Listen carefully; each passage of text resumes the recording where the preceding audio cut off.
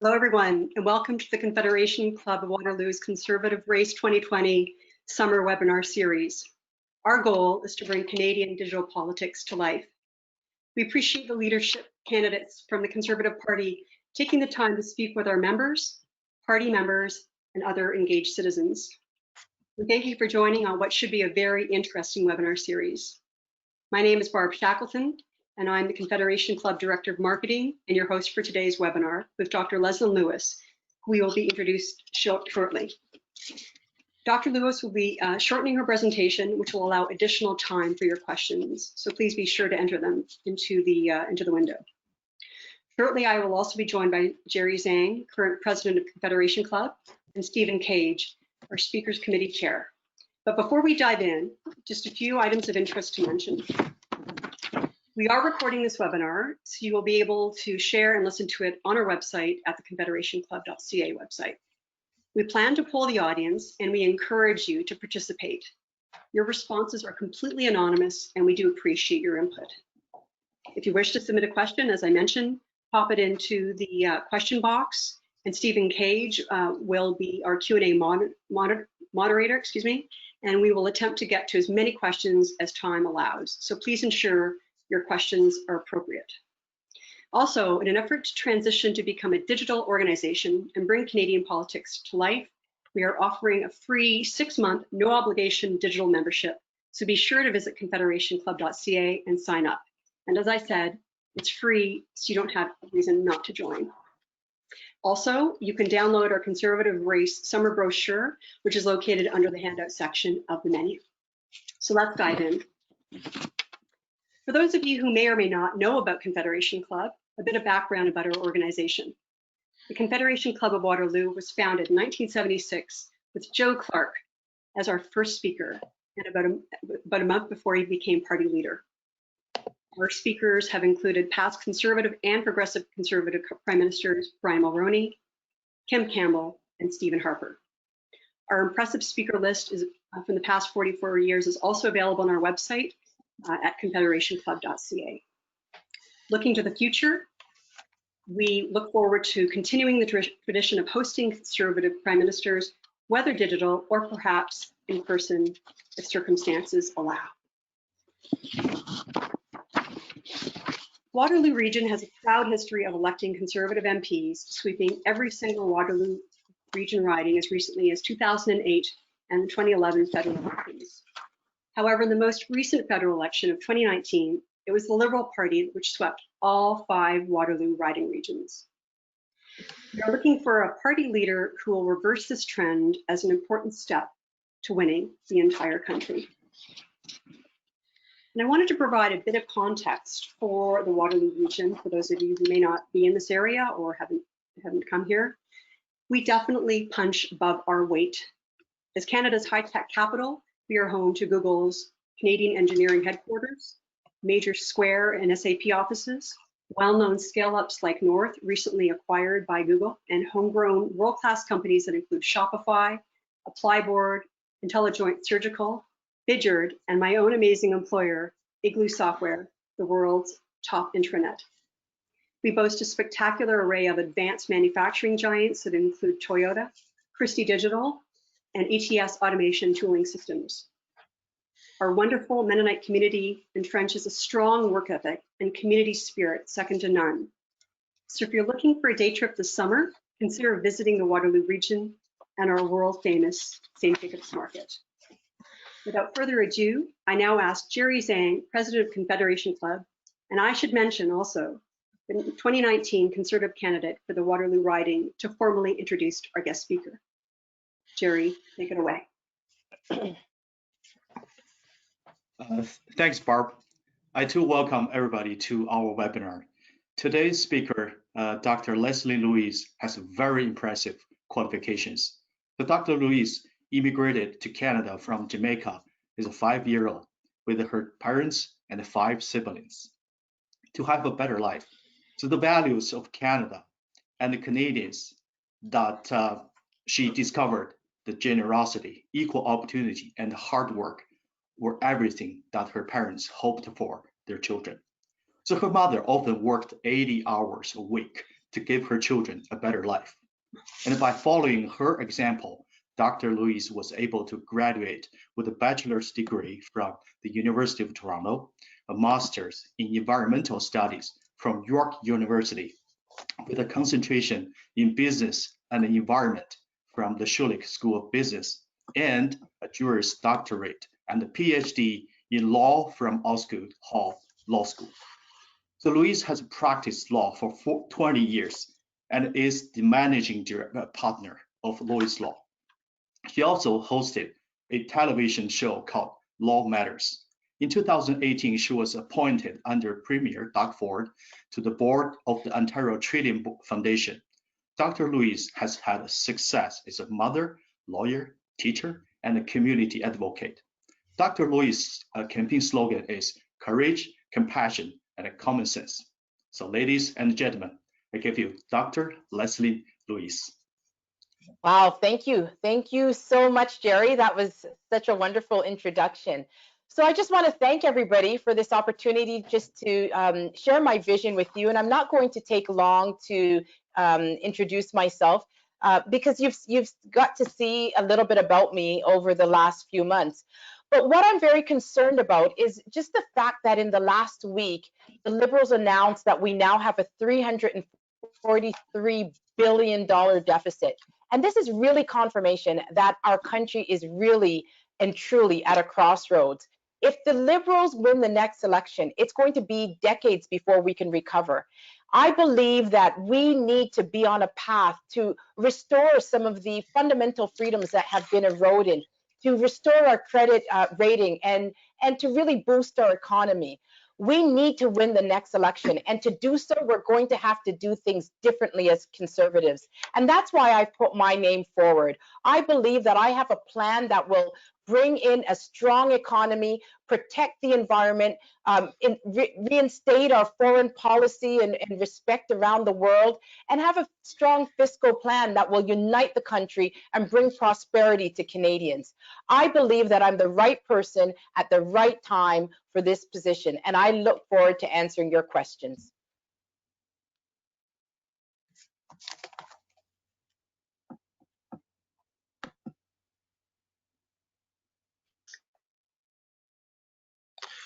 Good. Well, thank you, Dr. Lewis, for keeping your introductory remarks relatively short, as this will allow additional time for questions. Some questions were pre-submitted by Confederation Club members and other party members. If you would like to ask Dr. Lewis a question, please send your question through the question function. And try to keep your question short, no more than 2 or 3 sentences, and that way we can get through as many questions as possible. So if you're ready, we'll start with the questions. The first one is a very easy question, and I can assure you that there will be more difficult questions in the queue. Just before this webinar started, we were advised that the Conservative Party broke the all-time Canadian political party membership record with over 269,000 members. What does that say to the enthusiasm that the party and 4 leadership contenders are achieving during the leadership race? Well, I can tell you what my vision was. When I started, I made the assumption that I wasn't going to be able to convert as many existing members as Peter MacKay and as Aaron O'Toole. And so I devised a strategy where I was just going to sign up new members. And what I did is I reached out to a number of not-for-profit organizations and organizations and companies around the country that I had experience and interaction with as a lawyer. And so I honed in on my reputation and relationships with them. And I was proud to say that I signed up an enormous amount of new Conservative members. So I'm not surprised. And when those numbers came out, I think people realized the hard work that I put into signing up new Conservative members. And the way that I did it is that I related to values. I looked at communities that shared our Conservative values that we didn't previously reach out to. And I connect with the leaders of those communities, and they assisted me. Even though we had COVID, we had webinars and Zoom meetings to sign up these new members, and we had sometimes thousands of people on those Zoom calls that we were signing up. So I am not going to shy away from owning the fact that a large number of those new members are mine, and I'm proud of that.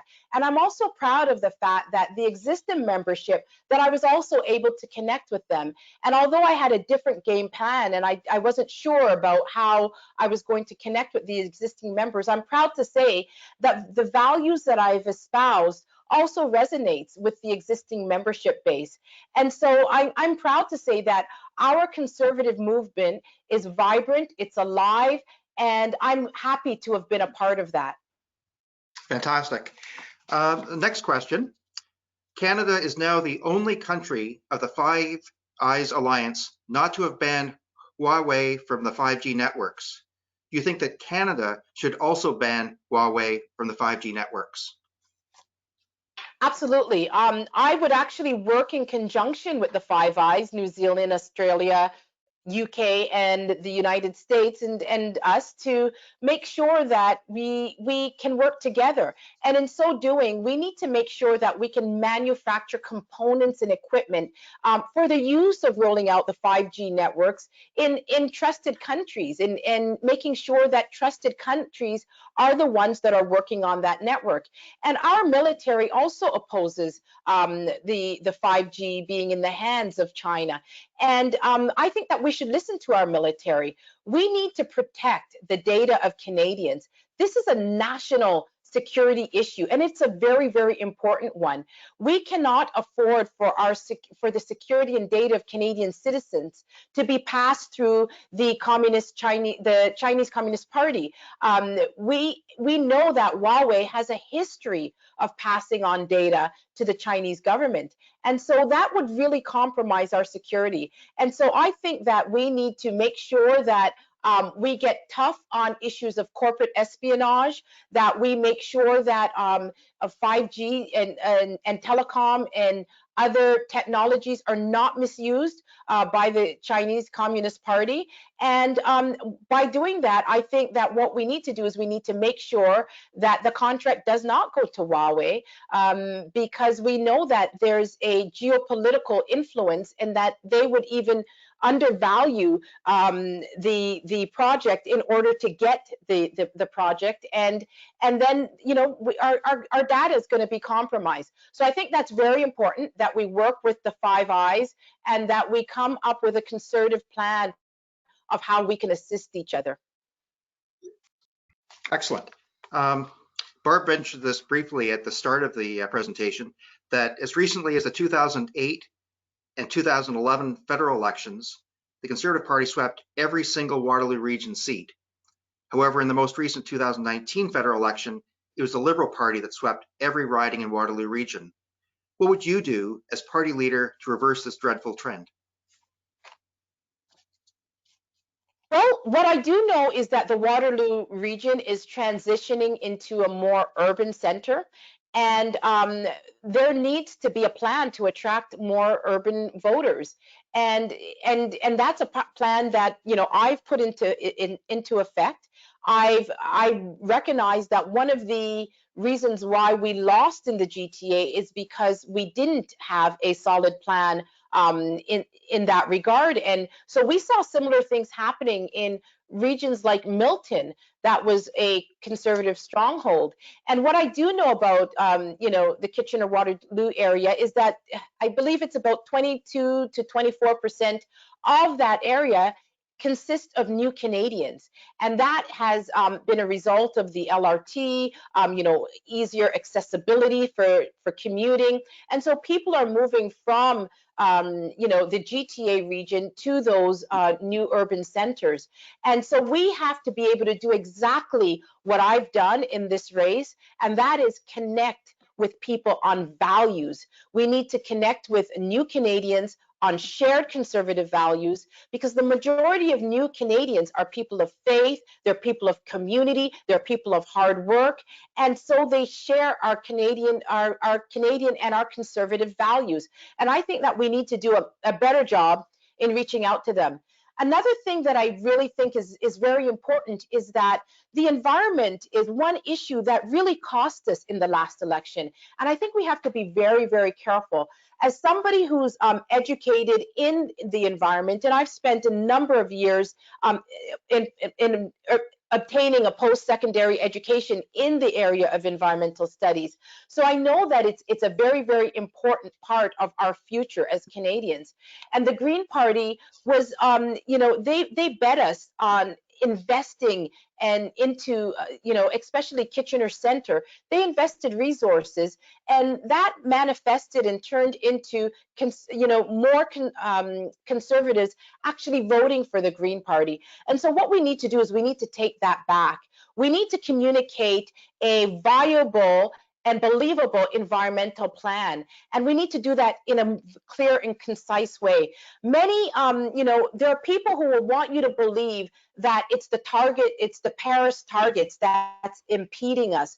The Paris targets have nothing to do with our ability to set our own targets as a nation. The Paris targets are actually set quite low, and they're quite achievable. And they were established by the Honorable Stephen Harper.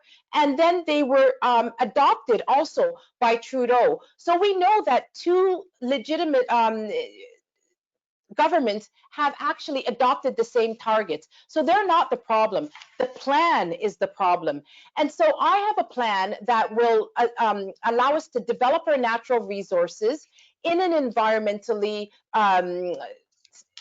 friendly manner. And I believe that we can execute a plan of clean air, clean water, and uncontaminated soil, and that will manifest for all Canadians. I would also incentivize companies, and in the Kitchener area, you have a lot of companies that would be incentivized by innovative technologies.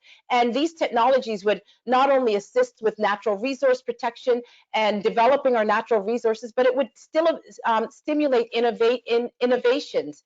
And, you know, even aspects of the environment that don't specifically deal with the Kitchener area are important in other parts of the country, like cleaning up our orphan wells. And so that is something that I would also invest in. Finally, I think that education is very important, and I would also implement a national recycling program to get us as close to 100% recycling as possible, and also making sure that we're not dumping waste in our waterways. I would also have an education program, conservation, how to conserve energy program. I would implement building codes to adopt environmentally friendly technology so that we can reduce emissions. And I talked about our recycling program. Also, mass transportation. That is also a part of that, you know, something that would really help the environment and also helps that community, your community. Excellent. So we're starting to get a few questions online. So I'll go to those right now. First question is from a local EDA board member who asks, do you think it is important to bring manufacturing back to Canada, and how would you do that? It is very important to bring manufacturing back to Canada.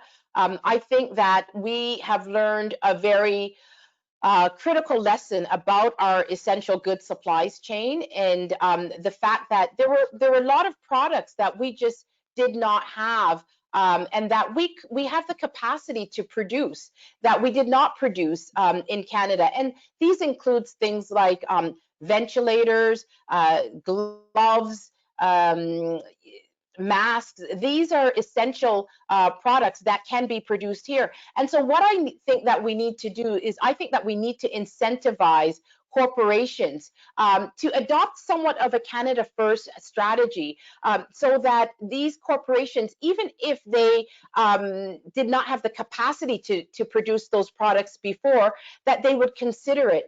And if that means that we have to provide tax incentives to companies to provide and to manufacture essential goods, and if we have to make it economical for them to do so, I'm prepared to do that through tax incentives. I also believe that we need to protect and support key manufacturing sector. And this is not just in technology, this is also in agriculture and food processing industries, because Canada needs to be more self-sufficient, and we need to make sure that we are self-sufficient in times of crisis. I believe that even our medicines that we are importing, 85% of the commodities we import from China and India. And I believe that there are companies here that can produce generic products, medicines. And so we should invest in those companies. And, you know, Canada, and especially Ontario, is in the midst of rediscovering their manufacturing capacity and their manufacturing might. And I think that that is something that needs to be encouraged. I think also that we need to develop our natural resources, and that we should be building pipelines that will also assist in creating jobs. For every job that's created in that sector, we know that there's 7 splinter jobs that emanate from that across the country. Great. The next 2 questions are very similar, so I'll ask them together. Please advise how you can hold your own in Quebec with their affinity for fluent French-speaking leaders.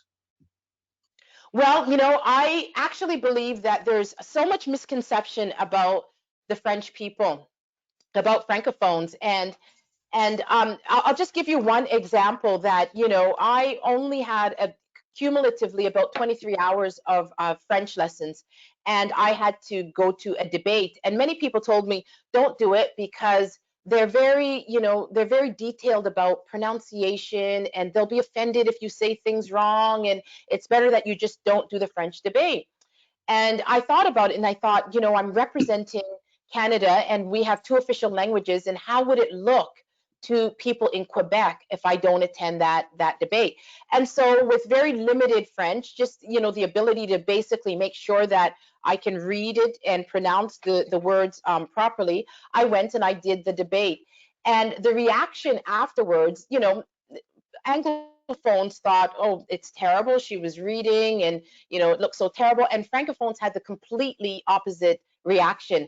I received so many letters and emails and just words of encouragement saying, you know, keep trying and continue, and we're with you and we support you, and just, you know, and they also communicated to me things that they thought were really important. And many of them communicated that, you know, they often feel excluded, and that they're not an integral part of the decision making in Canada. And so I think that it's a value situation, and I've been able to garner some support in Quebec. I think that will grow as my French improves, and I've been working intensely on making sure every day that I get the practice in that is needed to improve my French, and to make sure that I'm able to connect with that province. Excellent. The next question is about federal debt. What do you plan to do about the major problem of government deficit spending? Would you consider legislation to prevent deficit spending? And how would you tackle the existing debt to pay it down and not just pay the interest? And he goes on to say, this is a huge albatross around the neck of the Canadian economy. Agreed. 343 billion is you know, it's confounding to believe that we have that kind of deficit. The issue is, I think, though, is that I think in times of prosperity that we should always aspire not to run deficits. And, you know, the last 5 years, we've had an opportunity to really build a strong economy, and we did not do that. We ran deficits even in times of prosperity. I believe that deficits should only be incurred during, you know, times of war and crisis like what we have now. And so I think that we have to put in a firm plan to rebound. And my plan for including the improving the economy in general is one of practical steps, cutting red tape, finding efficiencies within government to make sure that we are spending our money efficiently, also simplifying our tax code and providing incentives for small and medium-sized businesses to do well. My tax plan will look at making sure that we build a strong economy and recognizing that we have to, at some point, phase out the deficit. That will have to be a long-term plan, because with the current situation of COVID, it is very, very difficult to phase that out overnight. And so we have to be realistic. We have to make sure that we change our structure and we move away from just a consumer society to one that we're producing. And so we need to up our production. We have to encourage investment. We have to stimulate our economy. And I believe that one of the ways to do that is through our, using our natural endowments, like our natural resources, and doing that in by demonstrating environmental stewardship while we develop our natural resources. I think that we need to recognize the role of small and medium-sized businesses in our economy, and they employ over 80% of all Canadians. I think that we have to incentivize these businesses to take chances on people again. We have to do creative things like perhaps eliminating our HST on industries that have been really, really hard hit by COVID, maybe, restaurants and hotels for a temporary measure just to stimulate the economy. I think we also have to provide some tax incentives so that people can start reinvesting in the economy. And as I said before, one way to do that is by looking at manufacturing and technology equipment and providing perhaps a reduced amortization period so that 100% of the capital cost allowance can be written off over a shorter amortization period. And that would really affect, farmers. It would affect the oil and gas sector. And I think that would also encourage people to also invest in, environmentally sustainable technology. So there's so many things that we need to do to boost our manufacturing sector and make sure that we can really boost our economy. And one final thing is just create enabling legislation so that we can invite investors back to Canada. Some of them that have left the table, bring them back to the table, bringing strong regulatory framework that supports businesses and supports development. Great. Next question is online. Will you get rid of the carbon tax? Yes, that's a yes and no answer, but I'm going to elaborate on it. Yes, we are the only G7 nation that has a national carbon tax. And the effect of that is that it completely cripples our economy. The carbon tax is a tax that does not do what it's intended to do, and it's intended to technically change behavior so that we can protect the environment. But in fact, in order to do that, it would have to be 40 times higher. And so really and truly, all the carbon tax is a wealth tax. And unfortunately, the people who are affected the most are the people who can least afford this tax. Lower income people who are paying this tax on almost everything are heavily affected by the carbon tax. In addition, we know that farmers, their profits have been eroded by the carbon tax. And that erosion translates into higher costs that they end up passing on to consumers. And so the outcome of the carbon tax has been very, very regressive. It's been very punitive on lower income families and on the farming industry. And I believe that it needs to be eliminated because it's not serving the interest of protecting the environment. Great. The next question, would you abolish government funding of abortions? And feel free to expand on social conservative issues. Well, I have set out, I think it's very important that we recognize that the abortion issue is something that's extremely sensitive. It's just like vaccinations. There's a lot of emotions around it.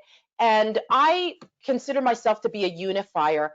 I believe that Canada is at such a crossroads that we have to work on working on things that unite us And I'm pro-life, and I believe in the sanctity and inherent dignity of human life, and that means from conception through to palliative care. And I put that out there, and I want people to realize that my pro-life beliefs. I also have policies that I believe will unify all Canadians, and also policies that conform with our conservative platform that was, put in force by our grassroots party. And so what I've done is I've created a no hidden agenda around the abortion issue. And what I've done is I've looked at the issues and what we've agreed on as Canadians. And so I've created a policy of a no hidden agenda that consists of 4 life policies. And the first is I've identified that there is a practice of terminating female fetuses on the sole basis that it's a girl, and I consider that misogyny. I want to promote a culture that respects women and that values female babies as much as male babies. And 90% of Canadians agree with me on that we shouldn't permit people to be able to practice sex-selective abortions solely on the basis that it's a girl. In addition, many women have reported to me that they have been coerced by their partners, by their male partners, into having abortions. And so I also believe that that has undercurrents of misogyny in it, and that women should not be forced into having an abortion. And fortunately, 70% of all Canadians agree with me on that also. And so that's another one of my policies. The third policy is just to provide, it's a compassionate policy, to provide assistance to women who find themselves pregnant and decide that they may not want to keep their child, but they would like to have the baby and perhaps give it up for adoption. And so I proposed to increase supports for pregnancy care centers to help women in crisis situations.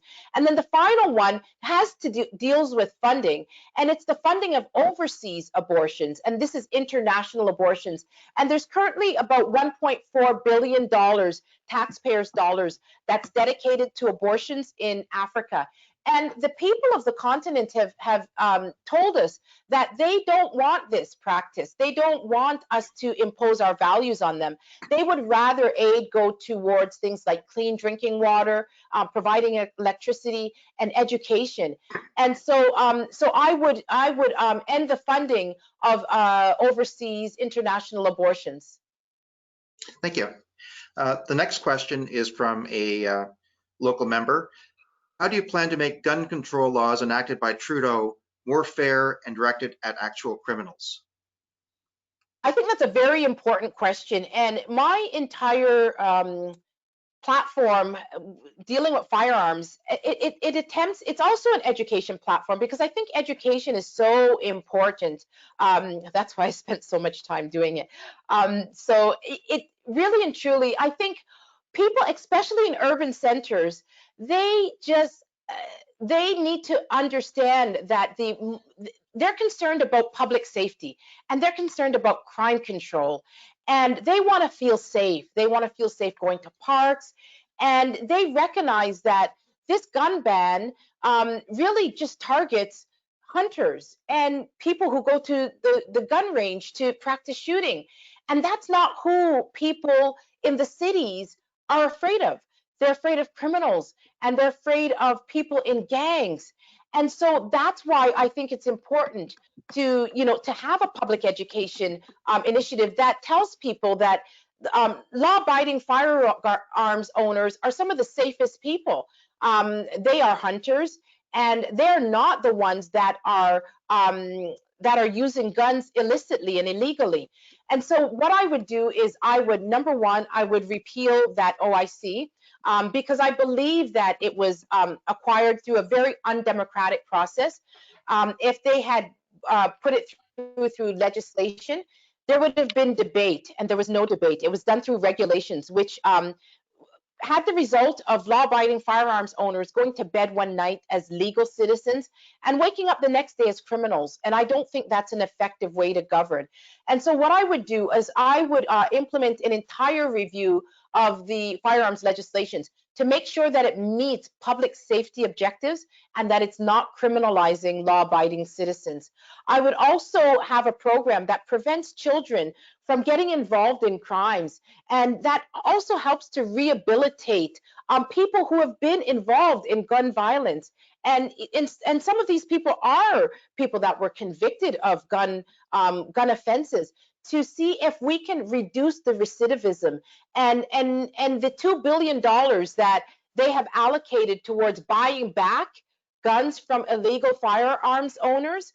I would take that $2 billion and invest it in crime control in the cities to make the cities safer, and to assist our law enforcement officers in that capacity. I would also invest in our border patrol agents and the issue of gun smuggling. Many of the illicit firearms come through the borders. And so I think that we need to equip our border patrol agents with sufficient resources to address gun smuggling. So those are my policies, and my policies focus on crime control, gangs, rehabilitation, and the borders, which is what I really believe that firearms legislation should focus on. Okay, speaking about borders, when do you think the border should be reopened with the United States? Their numbers continue to climb. I don't think anytime soon. I would like to see improvement in their numbers. I would like to see them get control over their COVID cases. Their COVID cases are just spiking in various states, and it's actually very frightening. And so I would not put Canadians at risk whatsoever in reopening the borders prematurely. Okay, a question from a Confederation Club member. As Prime Minister, what would be your primary priorities for the first 100 days in office? Very, very good question. I think that, there's so many things that we have to focus on. And I think that the most important issues are one of national unity. I think our democracy, strengthening our democracy, is very important. I think that we also have to focus intensely on building a strong economy and, fiscal responsibility and eliminating barriers. I think that we have to focus on things that are preventing our self-sufficiency and restoring our national sovereignty, and making sure that we're in a respectable position on the international stage. I think that I'm getting the sense that your question is focused specifically on what issues I would deal with primarily, just out of, am I getting that? Or is it more of a general question? It was more of a general question.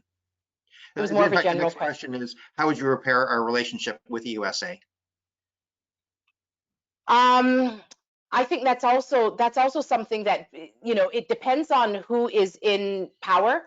And I think that, when you're dealing with international relations, you have to look at issues of respect. And so no matter who's in power, whether it's Trump or Biden, I think that we have to make sure that we come from a relationship of mutual respect. But I also want to fix some of the unfair trade relationships that I see occurring. And I'm very, very concerned, especially with issues, relating to our dairy industry. Our dairy industry has felt that, the US, the Mexico and Canadian free trade agreement has really, really targeted them. And so I would address that. I'm also concerned with the safe third country loophole that we have. I'm very concerned that, that our borders are not safe, that we have people coming in from the US and claiming refugee status here, which I'm concerned about. I believe that, as a country, we need to make sure that we set our own targets, and it's very important that that we control who's coming in and out of our country. And we've always been a country of immigrants, but I believe that if we have a loophole like the agreement that we have with the United States, I think that that's something that I would like to look at also fixing. And and the final thing is just to make sure that you know, we are equal trade partners. We have a trade deficit with the United States that I think that we need to also correct. Great. Just got a question here from actually a very recent successful Conservative campaign manager. What is your plan to protect our Arctic lands? Okay. I think that we first of all, I think I should start with just saying that, you know, our military in general, we haven't really had an all-encompassing foreign policy review, you know, in the last 50 years. And I think that in dealing with our Arctic, we have to realize our vulnerabilities. And there are, you know, there's encroachment on our Arctic, on our sovereignty in the Arctic. And so I think that what we need to do is we need to strengthen our defense. I think that we need to build up our national defense to 21st, you know, to make sure that we have 21st century technology and that we can protect all our borders, including the Arctic. I think that we have to assert our sovereignty over the Arctic, and we have to address the encroachment on our sovereignty with respect to our resources, you know, our minerals, the oil. We've seen countries, China and Russia, encroaching on that. And I think that we also have to, this is aside from that, we have to look at improving the lives of Canadian Northerners, and you know, possibly strengthening our Air Force. Excellent. We've got about 5 minutes left, so work down some of these last questions. In your opinion, has Trudeau committed illegal activities such as the WE corruption?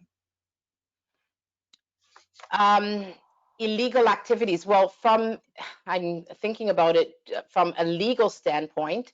Well, I think that, you know, the RCMP will make that determination. I do believe that there are clear ethical violations. I also believe that his ethical compass is off, and that there's something inherent about the decisions that he has made, because there are clear ethical violations there. When we were dealing with the, you know, the sole source contract, I do believe that having a sole source contract, that was something that was wrong, that it should have been put to a tender. Of course, you know, if your mother has made money from a particular corporation, it's just obvious that you would recuse yourself from the decision-making process. We know that a number of his you know, his MPs and his cabinet also were involved and also had their family members working for WE, and so that's also very concerning. It's very concerning that it's just the ethics violations are just so overwhelming, that I can't even put them into words. That, you know, I'm at a loss for words to basically, you know, summarize it. But clearly, I don't want to make, you know, cast aspersions on, you know, the RCMP's job of investigating it. But there were clear ethical violations, and I think that, you know, the constant apologies, I think it's insufficient. And I think the way to deal with it is for voters to really vote him out, and that we should lead the charge of making sure that he's held accountable by voting him out. Absolutely. Will you encourage nominations to occur in EDAs quickly so that we are ready for the pending election? And secondly, will you commit not to parachute candidates into EDAs without local input? I think that it's, you know, it's very, very important that we uphold our democratic principles, and fair elections and fair nominations are something that's very, very important to to all ridings, and I think that we need to respect the values, and we need to respect our grassroots. And I worked in EDAs for a long time, and I know the animosity that arises when somebody that you have no connection to, comes in and takes over and becomes the candidate. So I think that we should embody a practice of having fair nominations and allowing just democracy to run its course. And that means that people will have to have contested nominations. Excellent. Okay, so the final question, what makes you the best choice as leader of the Conservative Party? So that is why me. Did you say that was the final question? Well, we were originally told that 45 minutes. If you'd like, we can stay on. No, the night has just gone so quickly. It's yeah, I guess it has. Normally we only have maybe a half hour of questions. We've had about 35 minutes, but we can go a little bit longer if you'd like. Oh, I know that I'm always fully booked, so I do what I'm basically told. If I have an appointment, I have to basically stick with that. So, but I will speak about why I'm different than the other candidates. I believe that was your question. Yes. Okay, yes. So, I think that we're at a point in our country's future where I think people want change and they want authenticity.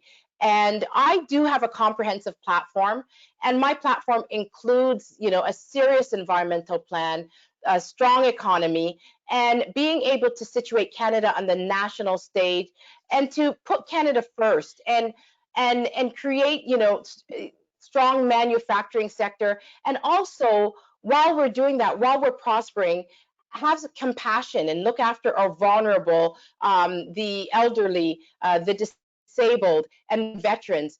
I'm not a party establishment candidate, and my entire campaign has been built on the grassroots.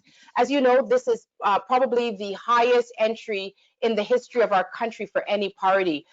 We needed 3,000 signatures from 30 EDAs and 10 provinces. And so I really had to tap into the grassroots and my contacts around the country to make that happen. And we had a very short time to do it. And then we had to raise 300,000.